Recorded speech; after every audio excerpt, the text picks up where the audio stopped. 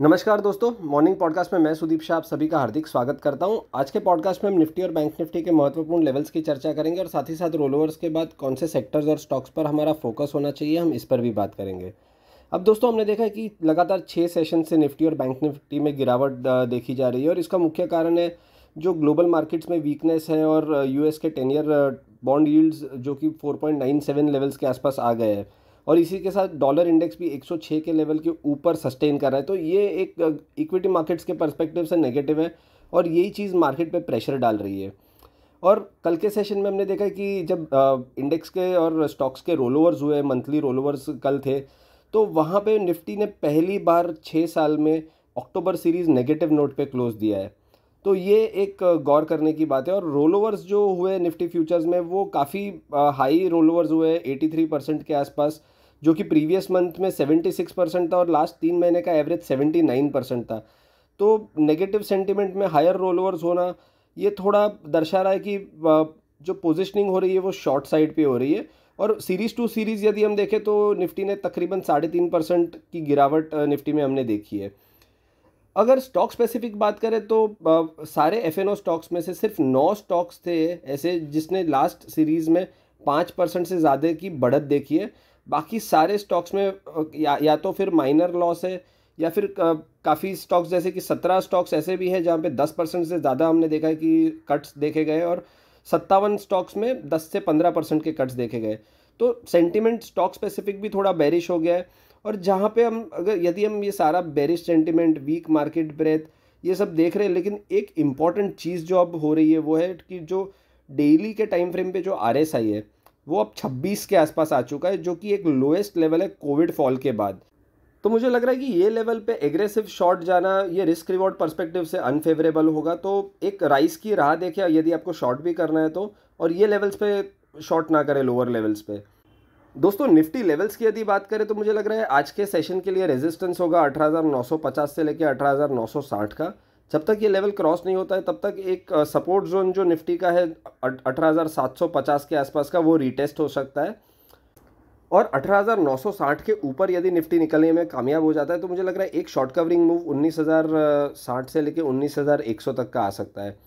दोस्तों, option chain की यदि बात करें कि निफ्टी में नवंबर सीरीज़ में वीकली और मंथली में कहाँ पे ऑप्शन बिल्डअप देखा गया है, तो सबसे ज़्यादा कॉल राइटिंग हो रही है 19,000 और 19,100 के स्ट्राइक प्राइजेस पे, और पुट राइटिंग हो रही है 18,800 और 18,600 के स्ट्राइक प्राइस पे।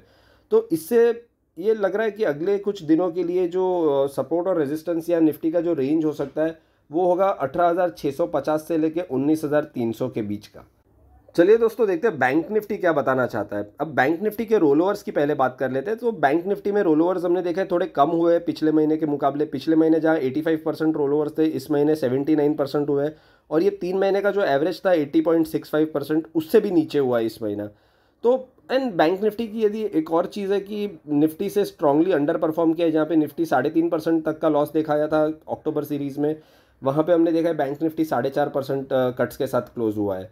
और बैंक निफ्टी अपने 6 महीने के सबसे लोएस्ट लेवल पे क्लोज हुआ है 43,000 मार्क के नीचे, जहाँ पे इसका 200 दिन का एक्सपोनेंशियल मूविंग एवरेज भी है। और ये मार्च 2023 के बाद सबसे लोएस्ट लेवल बैंक निफ्टी ने रीटेस्ट किया। तो बैंक निफ्टी में ज़्यादा नेगेटिविटी है, ज़्यादा सेलिंग प्रेशर देखा गया है और यहाँ पे आने वाले कुछ दिनों में महत्वपूर्ण रेजिस्टेंस होगा 42,550, 42,600। जब तक ये लेवल क्रॉस नहीं होता है तब तक मुझे लग रहा है कि लोअर लेवल्स पे जो सपोर्ट रीटेस्ट हो सकते हैं वो है 41,800, 41,900 का जोन। और यदि 41,800 के नीचे बैंक निफ्टी सस्टेन करता है तो अगला सपोर्ट जो बैंक निफ्टी में आ सकता है वो है 41,550, 41,600 के लेवल्स। दोस्तों, एक और इम्पॉर्टेंट चीज़ है जो हमें ट्रैक करनी चाहिए वो है वॉलेटिलिटी इंडेक्स, क्योंकि मार्केट गिर रहा है और जो स्पीड है मार्केट की गिरने की पिछले कुछ दिनों से, तो वहाँ पे इंडिया विक्स का रोल बहुत महत्वपूर्ण हो रहा है। और इंडिया विक्स को यदि हम देखें तो 9.5 से 13 के रेंज के बीच में पिछले 100 ट्रेडिंग सेशन से इंडिया विक्स ट्रेड कर रहा है। और फिलहाल ये एक कंसोलिडेशन में से ब्रेकआउट के एकदम कगार पे खड़ा है। यहाँ पे मुझे लग रहा है कि 13 के लेवल के ऊपर यदि इंडिया विक्स निकल जाता है, जहाँ पे इसका 200 दिन का एक्सपोनेंशियल मूविंग एवरेज भी और प्रीवियस जो स्विंग हाइज है वो भी 12.5 और 13 के बीच में है। तो दोस्तों, सबसे महत्वपूर्ण लेवल है 13 का इंडिया विक्स में। यदि इसके ऊपर निकल जाएगा इंडिया विक्स तभी जाके निफ्टी में अब यहाँ से बड़ा फॉल आ सकता है। यदि 13 के ऊपर विक्स निकलने में सक्षम नहीं होता है तो शायद से विक्स भी एक बार कूल ऑफ हो सकता है और निफ्टी में एक रिबाउंड रैली या फिर एक रिलीफ रैली आ सकता है, बट कोई भी निफ्टी की जो रैली होगी, जब तक 19,200 19,300 के ऊपर निफ्टी की रैली सस्टेन नहीं करती है, तब तक ये एक पुल बैक रैली होगी और सेलिंग प्रेशर हर एक राइस पे आ सकता है। और ये क्यों हो सकता है ये भी मैं आपको बता देता हूँ। यदि आप एफआईआई डेटा को थोड़ा क्लोजली देखें तो एफआईआई का जो लॉन्ग शॉर्ट रेशियो है इंडेक्स फ्यूचर्स का, जो नई सीरीज़ में, अब नवंबर सीरीज़ में, वो अभी फिलहाल 10.87 है, जो कि मार्च 2023 के सीरीज़ के बाद लोएस्ट है। तो इसका ये मतलब होता है कि एफआईआई की जो सारी इंडेक्स फ्यूचर्स की पोजीशनिंग है उसमें से सिर्फ 11% पोजीशंस लॉन्ग साइड पे है। तो ये डेटा नेगेटिव है। और पिछले पूरे महीने में हमने देखा था कि एफआईआई का जो लॉन्ग शॉर्ट पोजीशनिंग थी वो 25-30% के आसपास ही रही थी, और इसका असर भी हमने महीने के अंत में ये पिछले 5-6 दिन में देख लिया कि इसका क्या इम्पैक्ट हो सकता है शॉर्ट पोजीशनिंग का। अब दोस्तों डेटा तो ये वीक है ही, पर ये भी हमें समझना होगा कि एफआईआई की जब 11% पोजीशंस लॉन्ग है तो इसका मतलब है कि 89% शॉर्ट पोजीशनिंग है। तो 89 से अब बढ़ के वो कितना बढ़ सकते हैं शॉर्ट पोजीशंस का, या फिर यहाँ से क्या वो अपनी शॉर्ट पोजीशंस कवर करना चालू करेंगे धीरे धीरे। तो हमें प्रीवियस इंस्टेंसेस जहाँ जहाँ एफआईआई की ऐसी लॉन्ग शॉर्ट रेशियो रही थी 10, 9, 10, 12% के आसपास, हमने वो सिचुएशंस देखी है। और मार्च 2023 की बात करें तो एफआईआई की सिर्फ 9% लॉन्ग पोजीशंस थी, और उसके बाद निफ्टी में रैली आई थी 800 साढ़े 800 पॉइंट की। सितंबर 2022 में एफआईआई की सिर्फ 13% लॉन्ग पोजीशंस थी, और उसके बाद निफ्टी में रैली आई थी 900 पॉइंट्स के आसपास की। जून 2022 में भी यदि देखें तो एफआईआई की लॉन्ग पोजीशनिंग 15% के आसपास थी, और उसके बाद निफ्टी में 1100-1150 पॉइंट की रैली आई थी। तो दोस्तों मैं ये नहीं बता रहा हूँ कि ये महीने में भी ऐसी बड़ी रैली आ सकती है, पर हमें चौकन्ना रहना होगा कि नीचे के लेवल पे हम एग्रेसिव शॉर्ट ना करें, क्योंकि यदि निफ्टी घूम जाता है, यदि हमें एक शॉर्ट कवरिंग मूव का भी एहसास होता है, तो हमारी पोजीशनिंग शॉर्ट साइड पे नहीं होनी चाहिए। हमें थोड़ा अब बैलेंस्ड व्यू लेके ट्रेडिंग करना पड़ेगा, क्योंकि इतने नीचे के लेवल पे एग्रेसिव शॉर्ट करना, और तो एक छोटा सा भी रिवर्सल आ गया तो एक बड़ा लॉस हो सकता है। तो थोड़ा संभल के ट्रेडिंग करिएगा।